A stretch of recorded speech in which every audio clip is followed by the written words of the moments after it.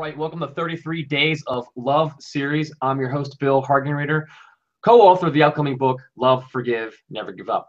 With this series, we are going to focus in on one author, one expert who's going to share their impactful story on love and how it affected their life. And today we have Kelly Standing. Kelly, welcome to the show. Hey, Bill, good to be with you. Good to be with you. And right now, Kelly is currently standing. We worked through some issues getting this going. What I'm going to do now is read her bio, and then she's going to tell one of her stories. So Kelly Standing's life story reads like a series of 911 calls waiting to happen. She's endured bullying and idle gossip, violent crime, and severe health challenges, even a lightning strike. All that sounds very uplifting so far, doesn't it? So now, in or out of hospitals as a motivational speaker, certified life coach, and occasional stand-up comedian, Kelly works with people who want to blow the doors off their goals. What does she know about setting and reaching goals? Listen to this. Kelly, you're up. Let's hear a little about your story. Oh, well, it won't be goal related, but it'll tell you the origins of my resilience. We have in my family what we call a recipe for resilience. And my story comes from way back in 1966. I was 6 years old playing under a tree with my favorite doll, Baby Patterburp, who was the technological toy marvel of the mid-60s, and a jump rope. I have no idea what the connection between the two of those happened to be, but neighborhood bully back in those days, Danny Beckett came along and used my own jump rope to hang me from the tree under which I was playing. Oh, no. And he took my Baby Patterburp, my precious baby, and threw her in the creek that ran behind our houses, face down. So here I was, Mattel had marketed Baby Patterburp as like a real baby. And to me, she was like a real baby. I was 6, and she was the closest thing to a real baby I was going to take care of. And but I guess I made such a stink about how Danny had treated me that he wanted to shut me up somehow. So he used that jump rope to make a noose, and he tied me up and hanged me from that tree. And my dad, and then he left. He left me there to die. Wow. And I was, hanging and trying to push off. I was in conversation with something bigger than myself, a very sort of familiar but encouraging presence. I did not know how to define, and probably still have inadequate vocabulary to define it. But my dad just happened to be on his way home, and normally he would have gone one way home, and instead something compelled him to go the opposite way. And because he did, he went past me, hanging from the tree, and I had little red Keds on, and I had argued. I remember the argument I had with my parents about they have to be the red Keds. All the other kids in the neighborhood had white ones, but I was Kelly Standing, and I wanted to stand out. And my parents would not normally have given in to that kind of retail begging and fighting, but for whatever reason, providentially, they let me have the red. So Nice. had my dad gone past and I'd been wearing white ones, they would have looked like leaves, and I would not be here to have this conversation with you and your listeners and viewers. But my dad got me down from that tree. He saw the red Keds and threw the car into park, was all the way past me hanging from the tree, and got me down, and I was wailing, absolutely wailing. I finally could breathe, and it was close. I don't know how close because I was only 6, but it was a close call. And my dad said I had horrible rope burns all over my neck, and my dad's British, and so in our family, if you do something really bad, if you mess up big, we would call you a ruiner. Oh, and wow. I said, Danny, it is a ruiner. He's a ruiner. And my dad said, oh no, Kelly, you're not ruined, because I said he plucked my doll out of the creek, and she was disgusting. In my book, I say she had soaked up every malodorous microorganism our sewer system could cough up, because she had a cloth body and hard plastic arms, legs, and head. So she looked disgusting, smelled disgusting. And my dad ran her through the washing machine while I waited nervously. And then he said she's going to go, and we didn't have OxyClean or any of those great things back in the day. So she came out looking as brown and yucky as she had gone in. And he moved her over, said she was going to tumble around in the dryer. And she came out like puffed up and ridiculous. And he was using his big daddy hands to, push her back into shape.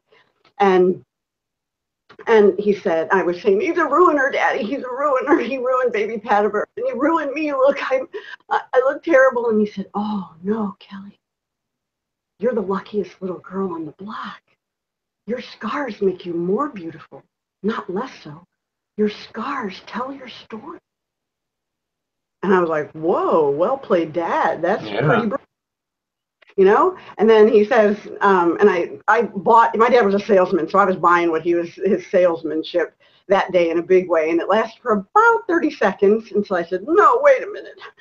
He's a ruiner. She's ruined because she'll never burp again. And that was the technological part of baby pat-a-burp, is that if you held her to your shoulder and patted her, eventually she would burp. And that was just remarkable. I mean, now it takes a lot more to entertain a kid, but I was in 1966. And my dad said, oh, no. And he held her up to me like Simba in The Lion King. She's not ruined. And he was looking into her eyes and into my eyes and back and forth. She's not ruined. And he knows what a salesman knows. Is that after you've stated your terms, she's not ruined, you shut up, because the next person who talks loses. And he chose to let me lose by saying, she's not? And he said, oh no, really, a baby who can't burp needs extra love. And that's why God sent this baby to you. And I was like, oh, you're right. Loving babies is what I do. And they handed her to me, and, you know, it was happily ever after in a lot of ways. But I guess the lesson that contributes to our family recipe for resilience is, what would a typical dad do coming upon his 6-year-old daughter hanging from a tree at the hands of the neighborhood bully? He would ask, who did this? Yeah. Where is he? Where's my baseball bat? How quickly can I beat the stuffing out of that kid and hide the evidence?